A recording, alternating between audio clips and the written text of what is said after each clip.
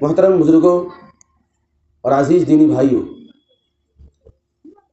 آج دنیا کے اندر جتنے بھی لوگ ہیں، کائنات کے اندر جنگلوں میں بسنے والے، شہروں میں بسنے والے، امیر ہو یا غریب، عاقل ہو یا بالغ، جاہل ہو یا عالم، دیہات میں رہنے والا ہو یا شہر میں رہنے والا، جو جہاں بھی رہتا ہو، سب کی ایک ہی خواہش ہوتی ہے کہ میں کامیاب ہو جاؤں، میں کامیاب ہو جاؤں۔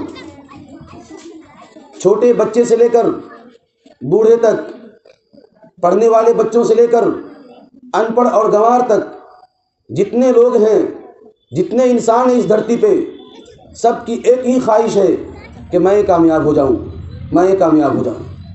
ایک کسان، وہ اپنی کامیابی کا معیار خود طے کیے ہوا ہے۔ ایک ایڈوکیٹ، وکیل، وہ اپنی کامیابی کا معیار الگ انداز سے طے کیے ہوا ہے۔ ایک ڈاکٹر، وہ اپنی کامیابی کا معیار الگ انداز سے طے کیے ہوا ہے۔ غرض کہ جو جس فیلڈ میں ہے، سب نے اپنی اپنی کامیابی اور سکسیس کی ایک کرائیٹیریا گڑھ رکھی ہے کہ اگر میں اس کام کو کر لیا تو گویا کہ میں سکسیس ہو گیا۔ ایک پولیٹیشین، اس نے اپنے سکسیس نیس ہونے کی اور اپنی کامیابی کی راہ کو ایک الگ بتاتا ہے۔ ایک اسٹوڈنٹ جو میٹرک کا ایگزام دیتا ہے، اس سے پوچھیے تو اپنی کامیابی کا ایک الگ معیار طے کیا ہوا ہے۔